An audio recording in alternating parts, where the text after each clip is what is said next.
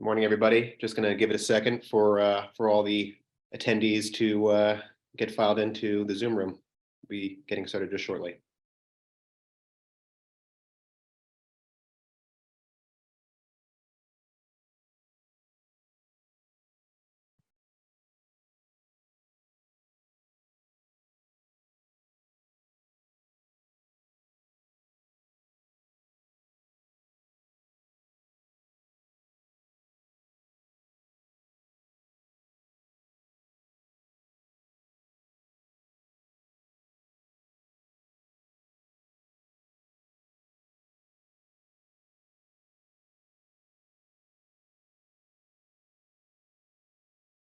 Okay, well, we'll go ahead and get started here while there's a few more coming in. My name is Alex Gordon. I work for ETF Managers Group. We're a boutique ETF issuer based in New Jersey, mostly specializing in thematic ETFs. Some of our more well-known funds you may know for cybersecurity hack or for our cannabis ETF MJ. But today we're here to talk about the Israeli capital markets and the tech ecosystem that drives that. Today, I'll be joined by a few guests: Stephen Schoenfeld, CEO of Market Vector Indexes and founder of Blue Star Indexes, which was acquired by Market Vector back in 2020, and Joe Levin, Global Head of Business Development and Strategy at Market Vector, who was also part of the original Blue Star team. Market Vector is a global index provider that maintains over 160 indexes, with over $25 billion of assets tracking those indexes, including the Blue Star family of 6 Israeli benchmarks. So just so you know, we're going to sort of break this presentation up into 3 parts. Initially, Joe will take us through a few slides, sort of set the table for where we are currently in the global landscape and how Israel fits into that in the tech ecosystem. And then I'll be doing a Q&A interview style with Stephen. And then for the end here, we'll have time for questions from the attendees. So please feel free to use the Q&A function through Zoom, and we'll get to those questions at the end. But with that, I'll turn it over to Joe. Thanks, Alex. It's a pleasure to be with you today. As Alex mentioned, I'm going to start with about 15-minute foundational overview, touching on innovation and how Israeli companies are pioneers, propelling technology forward. We're going to look externally at the geopolitical evolution of foreign companies doing business in Israel, and internally at the state of Israel's startup nation, how the numbers of startups are getting smaller, but the check sizes are getting bigger and the impact thereof. We'll then focus on the Blue Star Israel Global Technology Index, we like to call that Big ETEQ, that drives the ITEQ ETF and how it capitalizes on IPOs and exits. And then I'll wrap up by looking at performance metrics and portfolio exposures. Now, if there are only 3 things that you remember from today's webinar, they are: 1, Israel is fundamental to the global tech industry. There are a few cornerstones in the world. US certainly, Israel most definitely. So when you're looking at investing in tech, Israel has to be part of the conversation. 2, opportunity presents itself after sharp corrections. And when you look at the numbers, despite market volatility, the fundamental case to invest in Israel is strong. And 3, if you don't make an active decision to include Israel tech companies in your portfolio and the portfolio of your clients, you're most likely missing out completely, as the crossover of the 65 companies found in ITEQ and in popular ETFs is little to none. So let's jump in. If there's one word that encapsulates Israel, it's innovation. As a 70-plus-year-old startup, innovation is in Israel's DNA. It's a form of national survival. Through various innovation cycles, Israel has repeatedly been first to market with foundational and core technologies that have enabled new industries and productive and disruptive products and services. From transforming how we farm through modern drip irrigation back in the 60s, to the UBS flash memory drive, to pioneering cybersecurity with the first ever firewall, to instant messaging, autonomous driving, to the internal pill-based cameras for advanced medical imaging. And that's just through the start of the 21st century. The advancements in defense tech over the last 2 decades have transformed the battlefield through the Elbit smart helmet systems used in the F-35 fighter, US Abrams tanks, and Apache helicopters, which provides unprecedented situational awareness and command and control capabilities. Israel is also making our lives and the lives of our loved ones better through pioneering accessibility technology. OrCam was the first to provide tools for the blind to navigate the internet. ReWalk gave mobility and independence through the first powered exoskeleton that replaced the use of legs. Israel was the first to pull water from out of the air and use crowdsourcing for navigation. And of course, the list goes on, but you get the idea. Israel and innovation, it's not by accident. The state of Israel prioritizes research and development through tax incentives and other policies, which today results in the highest ratio of R&D spending to GDP in the developed world. This is often called the innovation intensity scale, and at nearly 5.5%, Israel is at the top. But what is even more interesting is that roughly 2/3 of this massive R&D spending is done by foreign companies inside of Israel, the biggest names in tech. Reading the names of companies that have significant operational and R&D centers in Israel is a virtual who's who.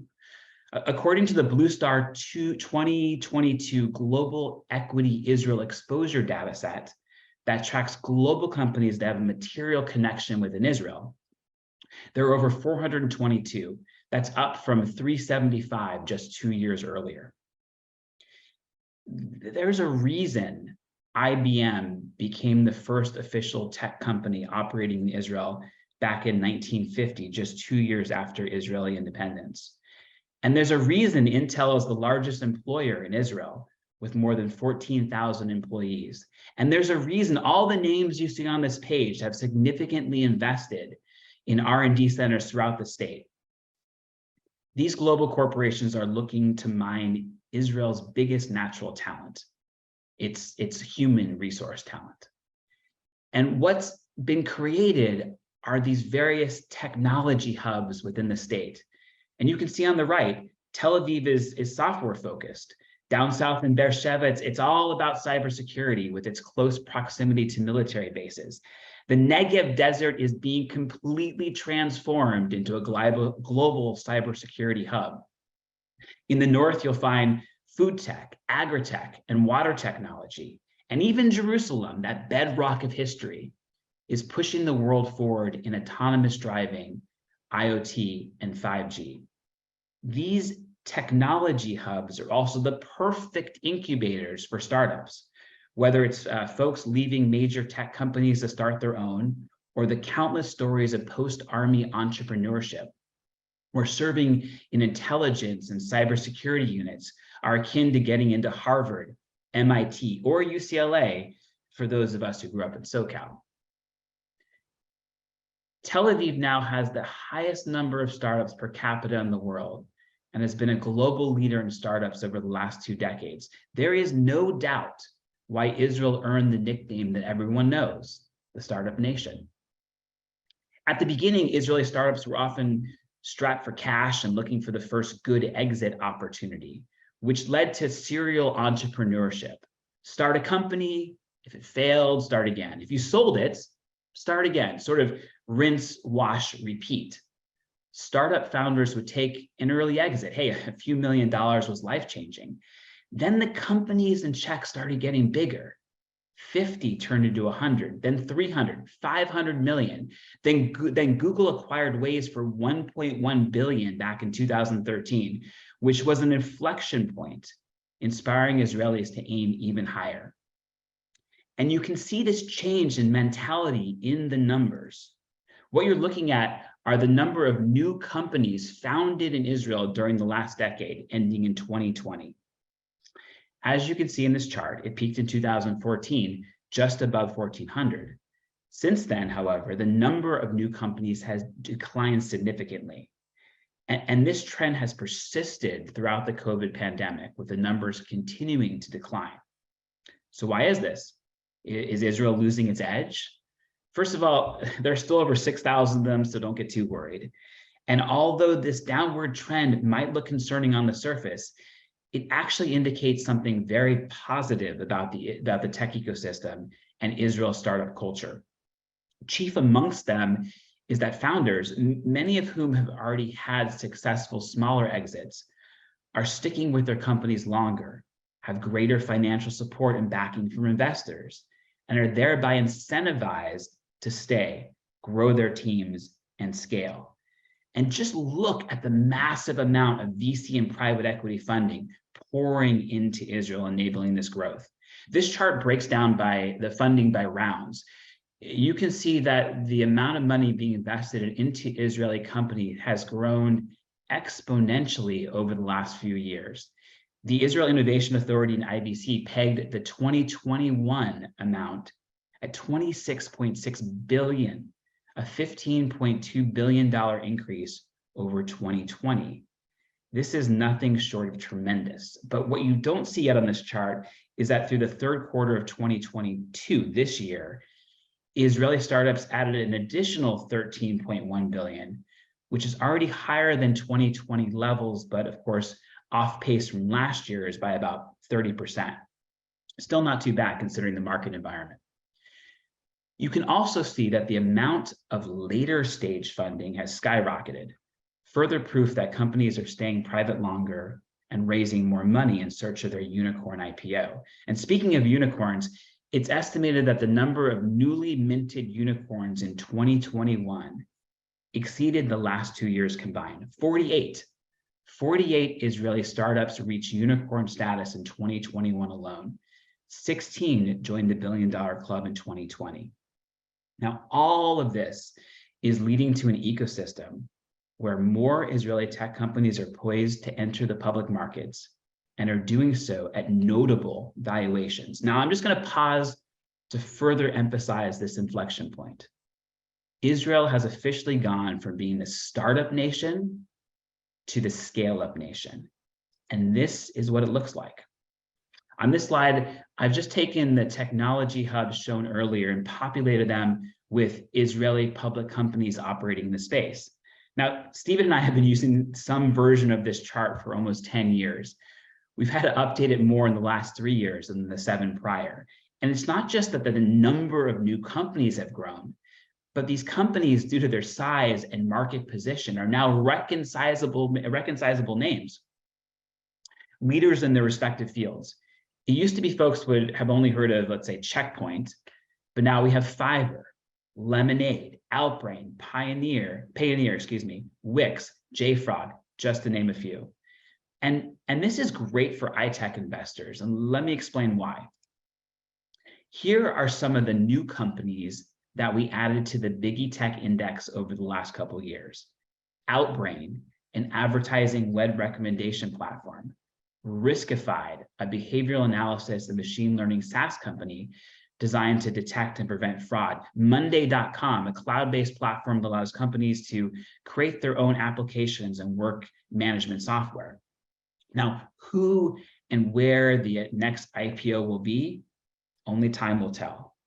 But if you own ITEQ, you'll automatically gain exposure as soon as they go public and meet the liquidity and market cap requirements of the index, taking the guesswork out of it. But it's not just about using ITEQ to gain access to new IPOs. Big ITEQ constituents are often acquisition targets.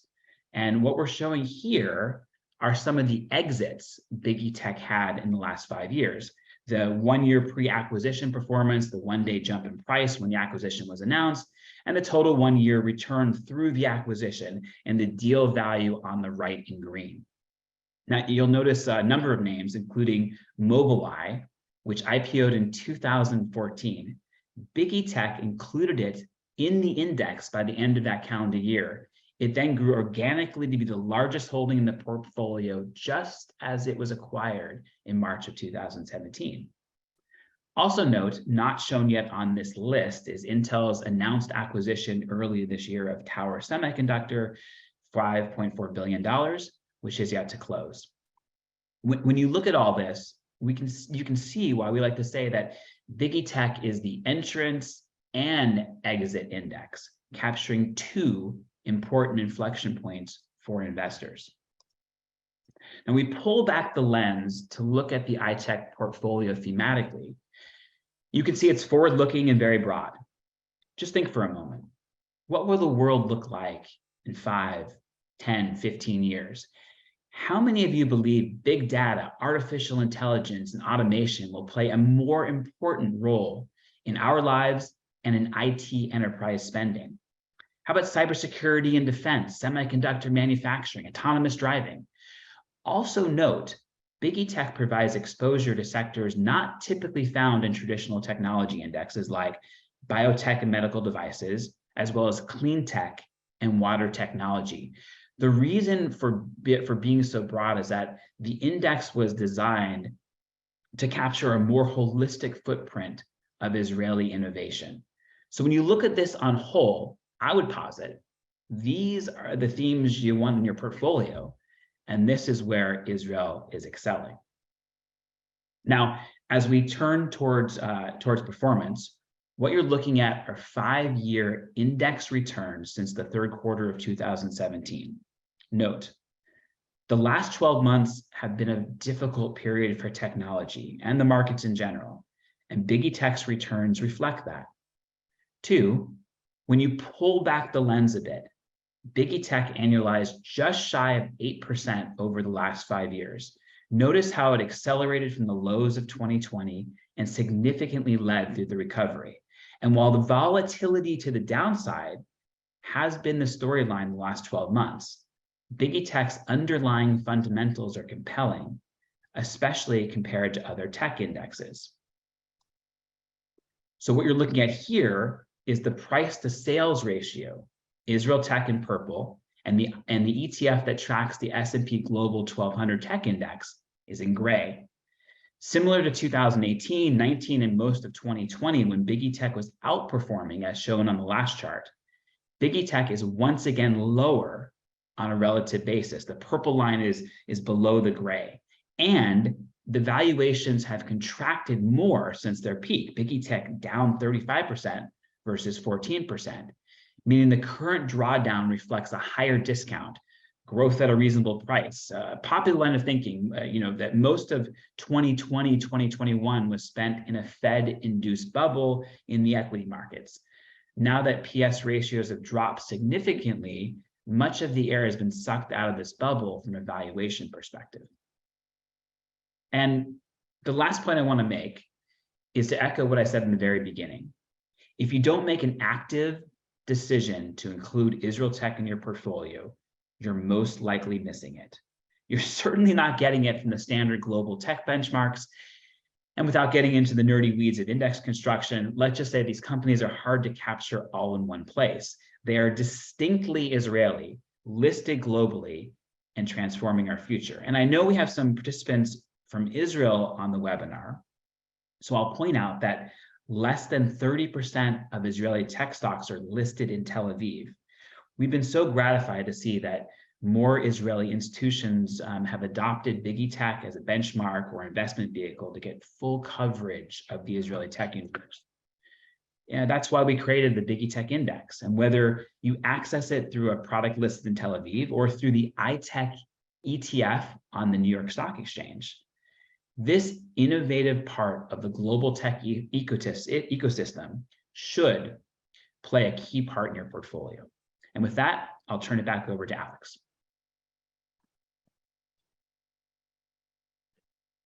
Great, thank you, Joe. I appreciate you taking us through that and setting the stage. So we're going to shift to a bit of a Q&A section here now with Stephen. And I think you touched on some very interesting points and sort of set the stage for the first question here. But addressing the elephant in the room here, clearly tech has not had a great run recently. I think we can we can discuss things that we're in a bear market here. Certainly tech stocks have been impaired the most, but why would we consider ITEQ right now? And why invest now despite some of these poor returns? So Alex, you are correct, and Joe's charts exemplified that we've been in a bear market since about fall of 2021, and ITEQ has not been unaffected. but Joe also eloquently outlined the investment thesis for an allocation to Israeli tech stocks. And that thesis is strong and multifaceted. So the Big ETEQ index and the ITEQ ETF that tracks it is down 28% year to date. So I'll answer this question from a few different angles. One, I want to dig deeper in valuation following the sharp drop in Israeli tech stocks. I also want to reiterate the importance of having exposure to a range of key disruptive tech themes, which Big ETEQ provides. I'll also explain how Israel's external economic and political environment is becoming steadily more attractive, something that has happened over the last 2 years and I don't believe is fully priced into the market. And I'll also highlight some of the internal economic fundamentals that create the enabling environment that allow Israeli tech companies to thrive. So first on valuations, Joe specifically honed in on the price to sales ratio. And if you look at the chart, these levels are now back almost to the 2018 levels. Tech never really trades cheap to price sales, but we are a lot cheaper. Similarly, the price earnings ratio of the profitable companies in Big ETEQ, the PE ratio has dropped over 40%. Again, better value. And similarly, the price book value is also down about 40% since last year's peak. So I'm not here today right before Thanksgiving to call a bottom, but if you believed in the thesis, and if you believe in the thesis, then we're certainly more attractive from a valuation standpoint. The second point that I just want to make is as the components and the different tech, thematic tech elements within Big ETEQ were brought onto the slide by Joe. These are themes in disruptive tech that Israel's a leader in. Big data, applied AI, cybersecurity, defense tech, biotech, agri-tech, and clean tech. And again, it's important to get exposure to this, and you're not going to get it except by making an allocation. So I think investors and their advisors need to keep that in mind. The two other points I want to make have to do with Israel's external environment and its internal economy. So literally 2 years ago, the Abraham Accords were signed initially with the UAE and then with Morocco. And this has dramatically improved Israel's economic links with the Gulf and with its original peace partners, such as Egypt and Jordan. Bahrain and Sudan were also participants in the Abraham Accords. But also beyond the Abraham Accords, Israel's trade and investment horizons continue to expand. In the last 6 months, Israel signed a free trade agreement with Korea, another relatively small country that is a huge player in the tech ecosystem. And that is very powerful. And just this week, even while Israel is in between governments, Israel took another step forward for a free trade area with Japan, the world's third largest economy. The participants should know that Israel already has a free trade area with the United States and the European Union, the number 1 and 2 economic zones in the world. And last but not least, in the last few months, Israel has reestablished diplomatic relations with Turkey, an important and large economy right in Israel's neighborhood. There had been a coolness in the relationships, and this is warming up. And so that valuation impact of these improved relationships, I don't believe is fully priced into Israeli tech. Finally, you can't ignore Israel's long-term fundamental economic strengths. Israeli companies benefit from Israel's economy and the strong, the prudent fiscal management, relatively low interest rates, relatively low inflation. Even as the world's inflation has gone up and interest rates have risen, they've done the same in Israel. Israel's have gone up less. Israel's growth is expected to be the leader in the OECD this year. And Israel, even though it increased debt during the pandemic, it is now reducing its debt to GDP. All of these factors, to me, point to a very strong case for an allocation to Israeli tech equities. You and Joe each talked about a few of the very interesting sub-themes, and I think a few that come to mind right now, for unfortunate reasons, certainly what's going on in Eastern Europe, maybe elsewhere in the world. You mentioned Korea before, South Korea, and obviously things heating up there to some degree. Can you talk a little bit about Israel standing in the defense and defense technology world, as well as cybersecurity, which again, very clearly seem to have a near-term catalyst, and again, are a big part of their ecosystem. With pleasure, Alex, and you're correct.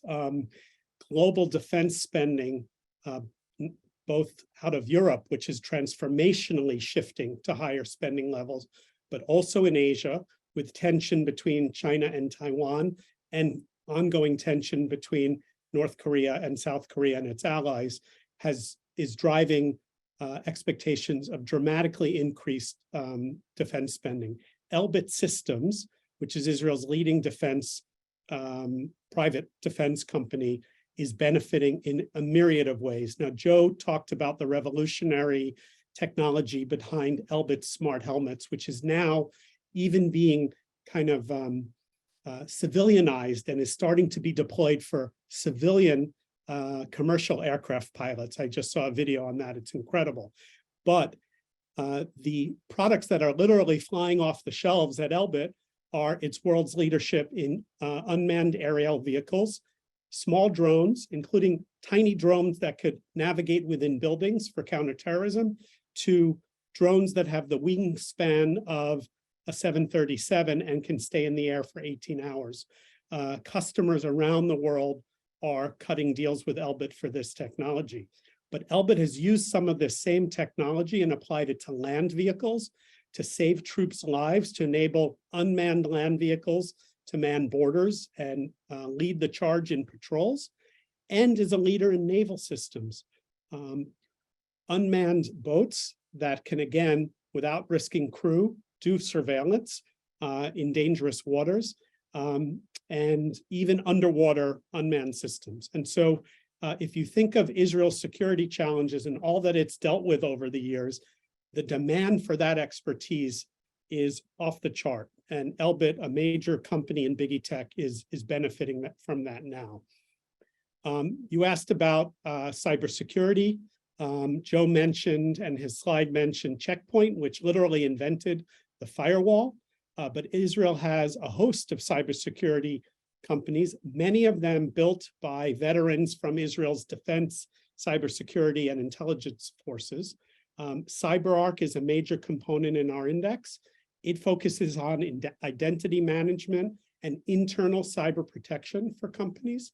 And a new entrant to our index, SentinelOne, has autonomous security for endpoint, data center, and cloud environment, and uses AI and machine learning. These are all companies at the cutting edge of cybersecurity. And I don't want to leave out clean tech. Israel invented drip irrigation. There's a number of water-related and clean tech and agri-tech companies in our index.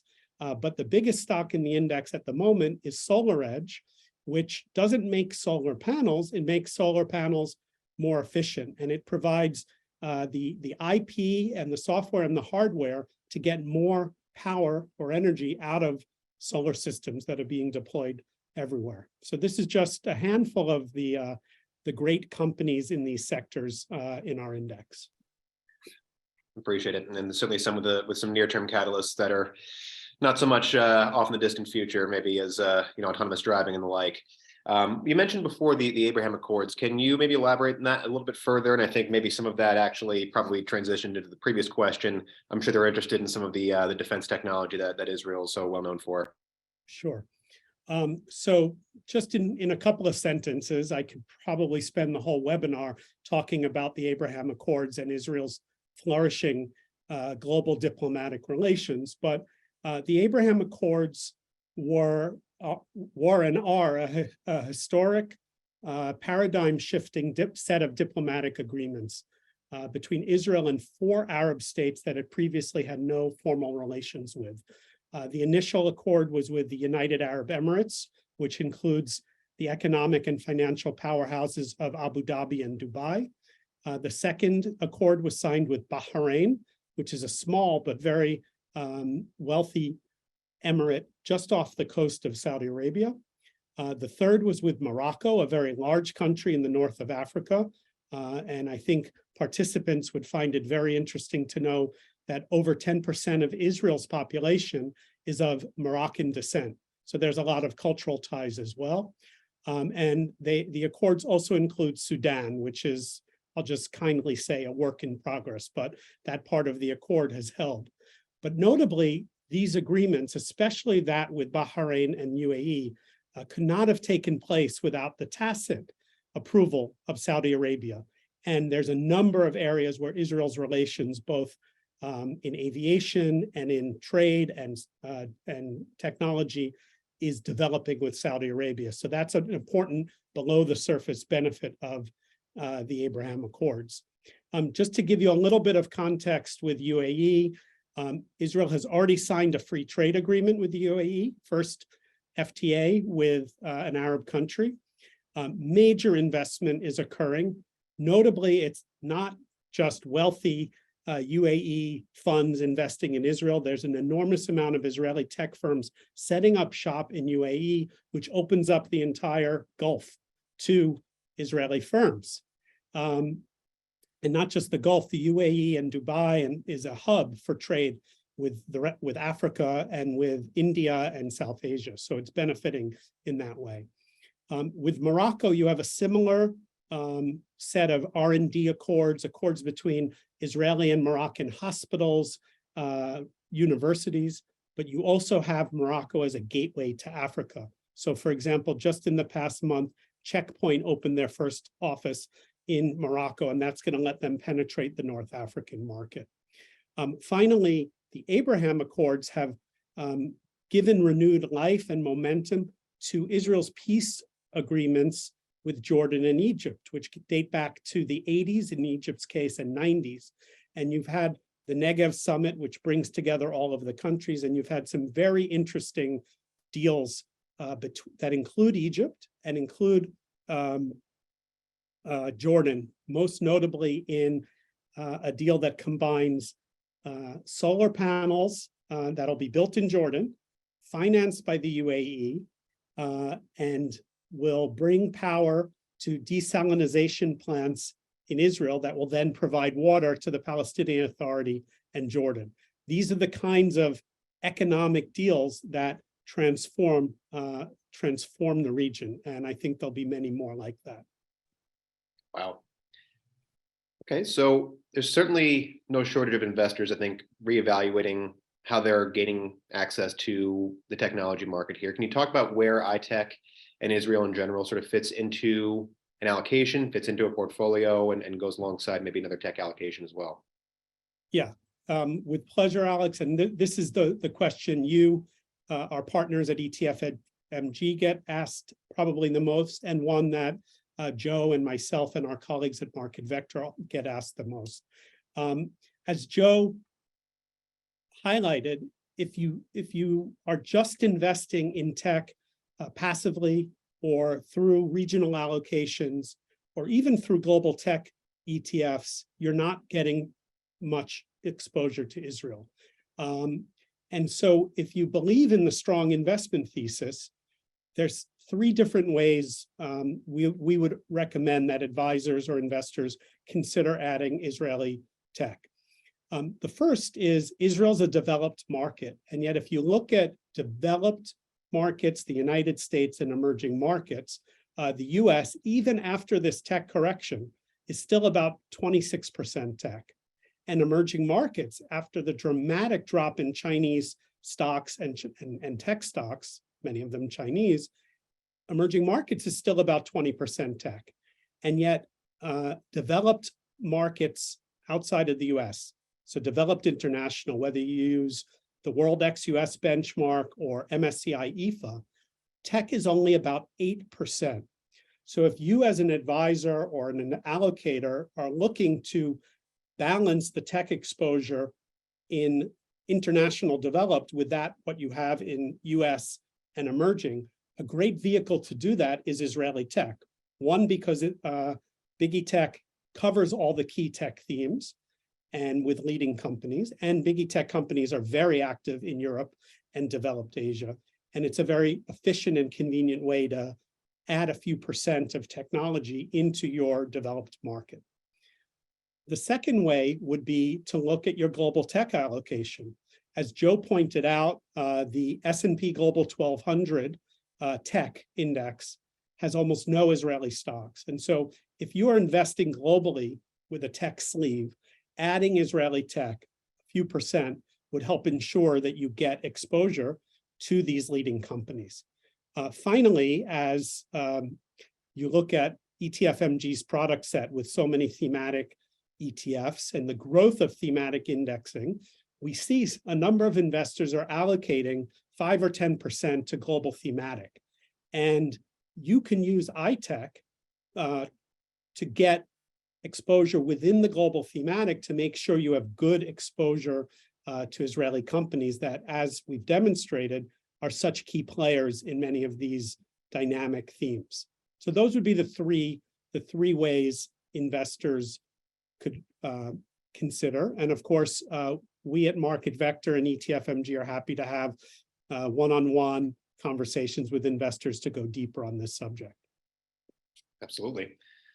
So one of the marquee names certainly in the Israeli tech space is Mobileye, and we talked about the IPO followed by acquisition from Intel. Now it seems like they are being spun out. Obviously, Intel having some issues of their own, but certainly Mobileye, representing a very, very interesting technology slice and an area of value for them here. Can you talk about when they go back public, whether or not they'll come back into the index, and maybe a little bit of what's going on there?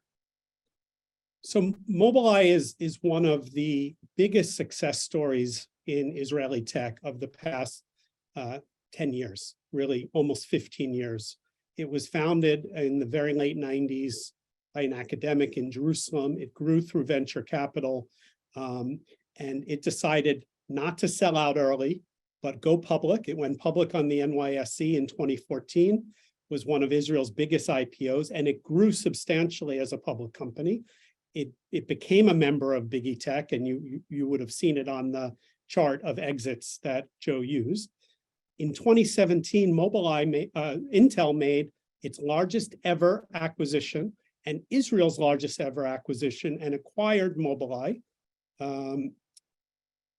for $15 billion, a little bit more than that, and kept its headquarters in Jerusalem and built Intel's global autonomous driving business out of Jerusalem, headed by the Mobileye team. Now that business, despite Intel's other problems, has continued to grow, and Mobileye has continued to put up record sales. It's partnering with more and more auto manufacturers around the world, and partly because of Intel's own issues, but partly because Mobileye wants to keep growing on its own, the decision was made to IPO.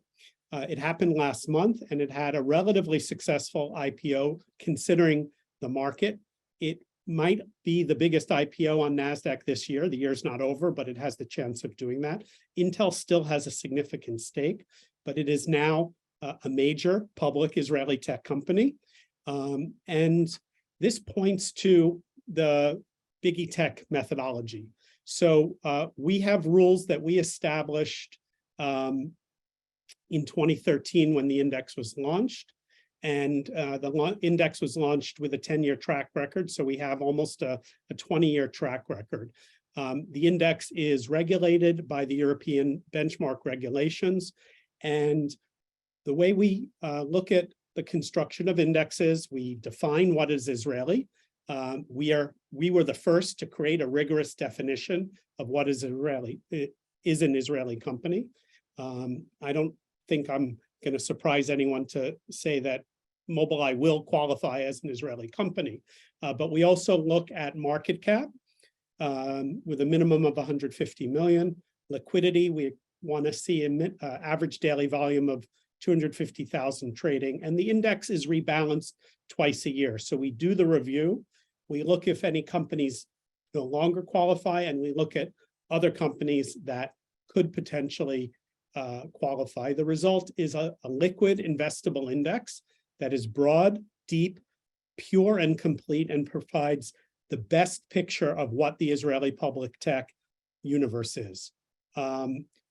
Joe mentioned how it's both an entrance index and an exit index. And so I can't tell you today whether Mobileye will re-enter Big ETEQ next month when we have the December semi-annual review, but our rules are public and transparent, which you could look up yourselves.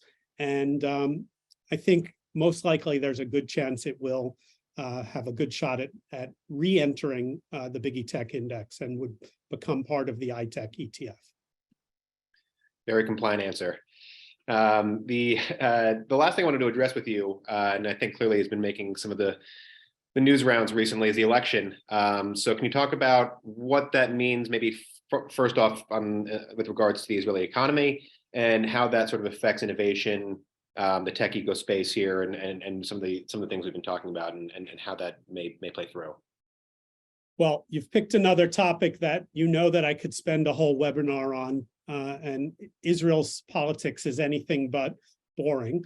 But the results in the election, which took place on November 1st, were, for a change, conclusive. So Israel's had 5 elections since the spring of 2019. This was the first one that had a clear winner. The Likud party that's run by former Prime Minister Benjamin Netanyahu got enough seats in the Knesset, the Israeli parliament, that together with his coalition allies will almost definitely be able to form a government. The government has not been formed yet. There's some very vigorous negotiations going on about cabinet posts. This is very common for coalition governments. I would expect there'll be a government by the end of the month. I still can't tell you who's going to be the finance minister, though. One candidate was the front runner yesterday, and another one is the front runner today. But we will have a government, and the prime minister will be Benjamin Netanyahu. But what is important for investors to recognize is that the election results will not change the strong consensus across the Israeli political spectrum that supports Israel's tech industry and innovation ecosystem. And why is that? One, technology and all of the related businesses provides high quality employment, and governments want to have their people employed. Attracting foreign investment into the space also creates employment. And amazingly, technology is 50% of Israel's exports. We've done other presentations where we've talked about how the composition of Israel's exports have changed. So governments, whether they're to the right or the left, are going to support technology. It's also a source of economic comparative advantage. Nations compete. Nations rank themselves, and Israel's high R&D spending is a source of competitive advantage. But what many people don't realize, but are increasingly beginning to realize, and we discussed this with your questions about the Abraham Accords a few minutes ago, is that Israel's technological prowess is also a source of attraction diplomatically. Countries that used to stay aloof from Israel now they want to be connected to this vibrant tech ecosystem. And geopolitically, because of the economic need for technology, and as we've discussed, the need for advanced defense equipment. And so the government will continue to support the system. Now, the role of government in supporting Israel's tech is multifaceted. One, Israel has a long history, more than 25 years, of direct investment in promising early stage of innovation, both pure science and technology, business-related science across the field. It's now managed by the Israel Innovation Authority. It's budgeted by the government, and funding for this seems very secure, again, regardless of the political party in power. R&D funding, as Joe mentioned, it goes to Israeli companies, foreign companies, universities, militaries. That's going to continue. And finally, the investment that Israel unfortunately still needs to make for defense that creates a lot of dual use and spin-off technologies over the years. And that's another part that the government supports. I just want to end on this with a great example of where and how this is happening, so participants can envisage this. So when you think of Beersheba, if you've read the Bible, there were a few tents there and one oasis. But Beersheba is now a big city. It's the biggest city in the Negev desert. It has a major university, Ben Gurion University. It has a major hospital, Soroka, but it also now has a major corporate cyber hub of foreign and local companies actively based there. And over the past few years, the Israel Defense Forces has been steadily moving their intelligence and their cybersecurity branches away from the center of the country into new bases in Beersheba. And so the synergies and the dynamic interaction between academia, business, defense, and the fact that they're literally the city's expanding to accommodate this is turning Beersheba into a global cyber power hub. And this would not have happened without government planning and government involvement. So people can keep that image in, and this is what governments, when they organize to help tech, can do. Okay, great. So we do have a few questions from the audience. And again, as we go through this here, that you can feel free to utilize the Q&A function and we'll get to those questions. But the first question, somebody mentioned something about venture capital investing in our crowd, which has certainly become quite a notable name in the Israeli venture capital world. Can you maybe talk about some of the similarities and differences and maybe where ITEQ fits alongside an investment of that nature, where maybe talk about something a little bit more liquid, a little bit more long-term, and something like ITEQ here, which obviously trades on the New York Stock Exchange? I can talk about it, but you just gave a great answer halfway. I'll just add this, Alex. Our crowd and other forms of angel-funded investing or any kind of VC investing, even for large institutions, is a very different animal than investing in public companies. You get companies at different stages, very different risk profile. Even the best venture capital investors are happy when they have the home run on 1 out of 10 or 2 out of 10, whereas public tech investing is you're investing in the companies that have already grown up, scaled up, and have sales and are doing business. So there's a contrast in sort of, you may say they're both equity, but it's very different parts of the equity asset class. But I would say that if Israel's startup nation culture and story attracts you or your clients to a prospective VC investment like our crowd, I mean, that's great. But the even bigger scale-up nation trend should make an allocation to the ITEQ ETF that tracks the Big ETEQ index even more attractive. One, because you're getting exposure to so much more diversification, 65 companies in more than 10 different thematic sleeves. And in these days, I think investors do have to think about liquidity. VC investments of all types are not liquid. Very often, you're not even sure of what their price is at any given time in a cycle. But an ETF not only prices daily, it prices intraday. An investor or an advisor can increase or decrease exposure or completely liquidate exposure literally in a day. And that means that advisors who love the story but want to also be prudent about how they allocate should be very attracted to the ITEQ ETF that tracks our index, because you get the Israel tech story and some amazing companies, but you have the liquidity of an ETF. Okay. Another question we got here. You mentioned something before about a global view of what makes a company Israeli. Can you explain a little bit what you mean by that and a little bit about your process? Sure. This really gets back to the origins of Blue Star. When we founded the firm and built our first 2 indexes, I went to Israel to start the research process of how do you include Israeli companies listed in Israel and the many, many Israeli companies listed abroad. And I bought in English and in Hebrew, the main financial newspapers, and they all had lists of Israeli stocks trading abroad. But lo and behold, after I went through all the lists weren't the same. So even the financial papers in Israel couldn't agree on what is an Israeli company outside of Israel. And so at Blue Star, we developed rules. We have quantitative measures, including where a company is incorporated, where it's traded, where its board of directors are. And we also have qualitative measures that combined give us a very clear definition of what is an Israeli company. And our initial indexes included Israeli companies, irrespective of whether they were listed in Tel Aviv, NASDAQ, NYSE, even London, Singapore, and Hong Kong. And we continue to do that. And that's why we call our indexes broad, deep, and complete.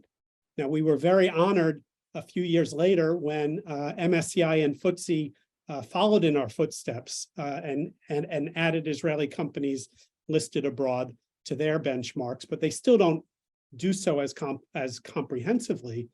And when we were acquired by Market Vector, one of the key areas of synergy is that Market Vector already treated foreign companies the same way. We call it a pure play approach. And so for more than 11 years, our methodology for defining Israeli companies really has been the standard for the industry. Some institutions that don't use our indexes for investing, they use our definition to define their investment universe. And so we think that you have to be global in looking at what an Israeli company is. It's inevitable that there will be Israeli tech IPOs in Mumbai or potentially in Ho Chi Minh City at some point in the future. And our index methodology will naturally evolve to include them. Okay, so on the subject of IPOs and companies going public, we have two questions sort of surrounding that.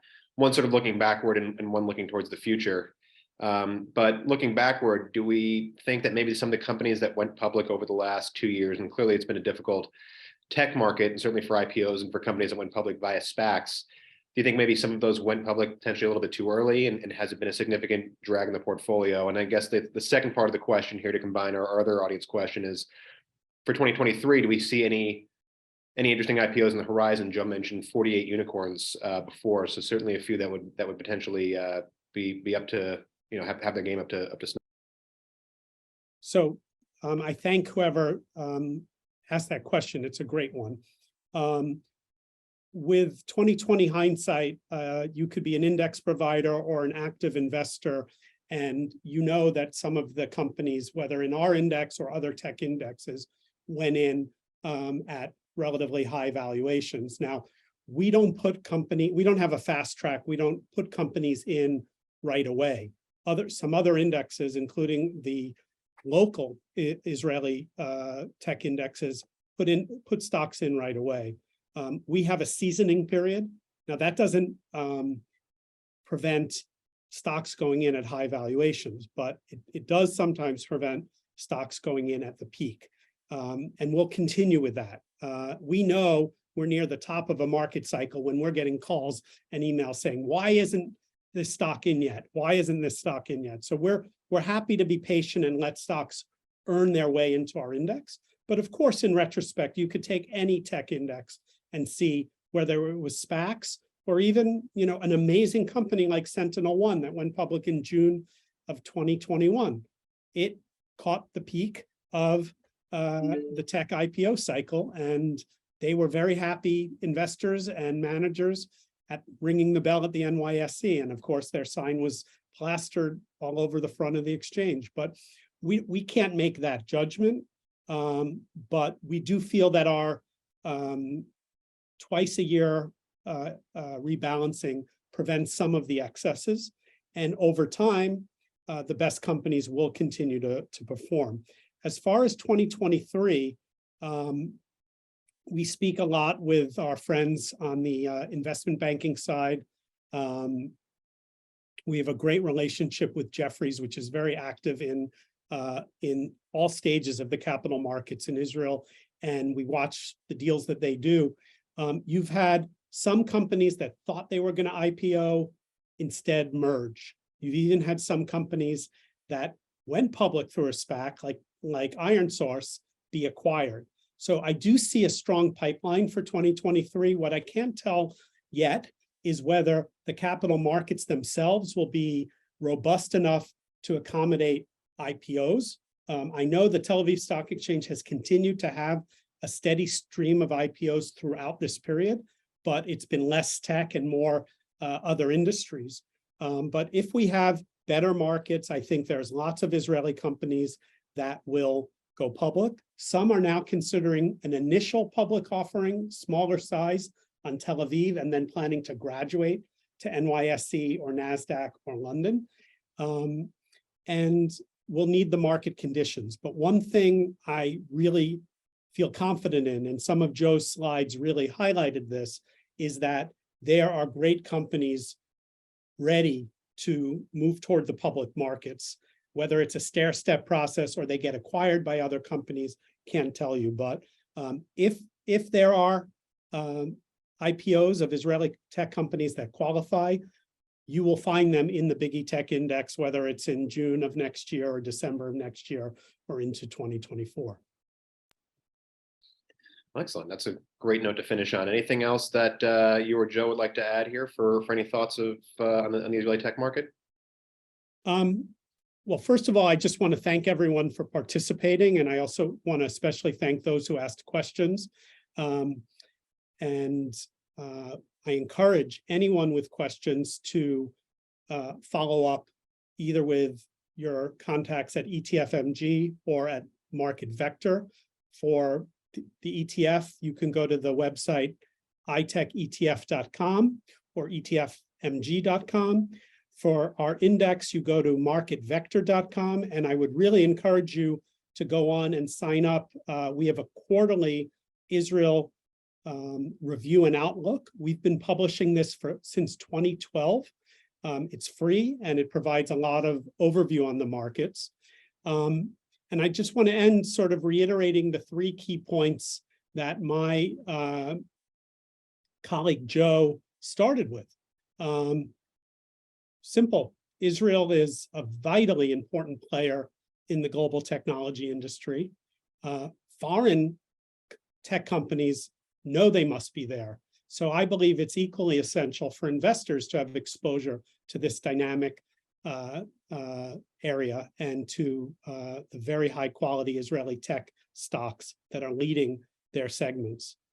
Second of all, as painful as the bearish market has been to all of us as investors, we do see some opportunity in the current environment.